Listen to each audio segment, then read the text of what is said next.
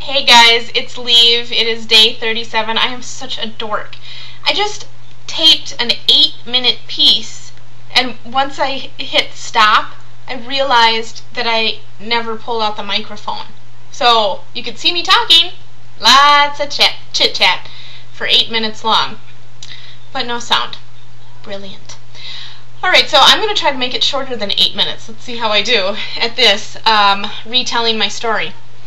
As many of you know, I keep a blog called 1 Year of Beauty. It's at oneyearofbeauty.com.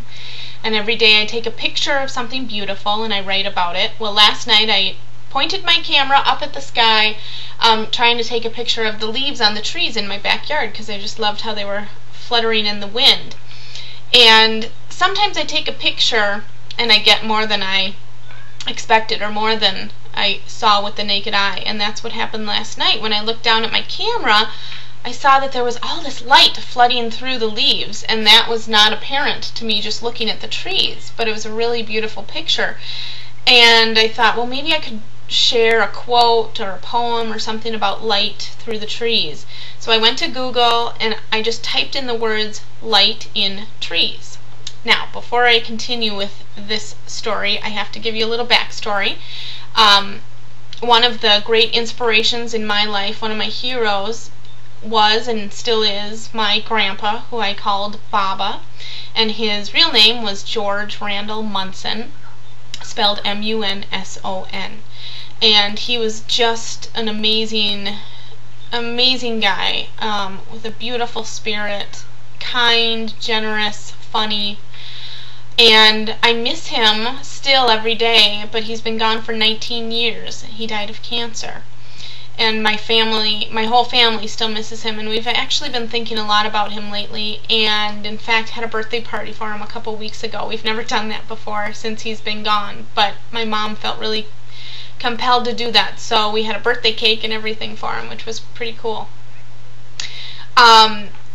So back to my story about the light in trees. Put those words into Google, and what came up was a link to a place called Munson Hospice, M-U-N-S-O-N. And it caught my eye because it's really an unusual spelling for the last name Munson, at least here. And so I clicked on it, and it turned out it was a hospice care center, and they have a tree lighting ceremony in which the loved ones of cancer patients who have passed on get together. They light up these trees and remember the lights of their lives that are now gone. Just a really moving thing. And there were all these quotes from parents who had lost children and children who had lost parents about how grief doesn't have an expiration date, that it's okay to grieve as long as you're missing someone, but that the measure of a life is not its length, but how fully you live that life, and that everybody has to keep living, those that are left behind. And so I put that information on my blog. The other really cool thing was that this hospice care center is in Traverse City, Michigan. I've never been there, but my grandpa's father left him a plot of land. It's the only thing that he left behind, and he was a really stern father.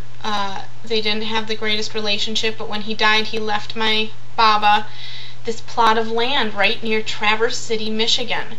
And he and my grandma never did anything with it. My grandma still owns that land, and we haven't been to it. It's just this plot of land out in the middle of Michigan. And so, you know, to see that this hospice care center was right by that land, I don't believe in coincidences, so I really felt like it was a nudge from my Baba saying, I'm here and I love you and I see the recognition you've been giving me. So it warmed my heart.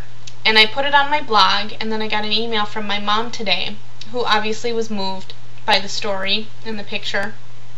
But she told me a really cool story, and that is that she, over the weekend, was cleaning out the garage with my dad, and they found all these greeting cards, condolence cards that she had received 19 years ago from friends and family when my grandpa had died.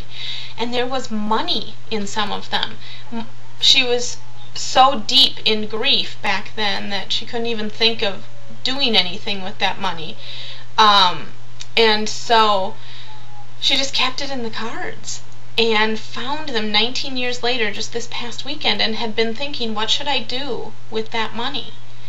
And so she saw my blog, and what she's decided to do is use the money to send it to the Munson Hospice in Traverse City, Michigan. She's going to dedicate a brick, I think it's on a path, dedicated to my grandpa, George Randall Munson, and she's also going to have a tree illuminated in his honor and memory. So I just thought that was such a cool story, how it comes full circle, and that she didn't know what to do with the money, and that, you know, I found that message online, and that led her to figure out a wonderful way to remember my grandpa.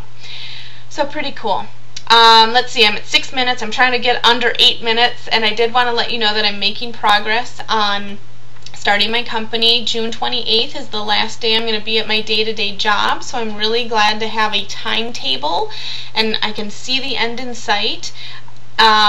So I guess June 29th will be the day that I officially launch my company, Choosing Beauty, and I'm looking to do freelance writing and creative consulting projects while in order to bring income in while I'm working on my book proposal and my business plan.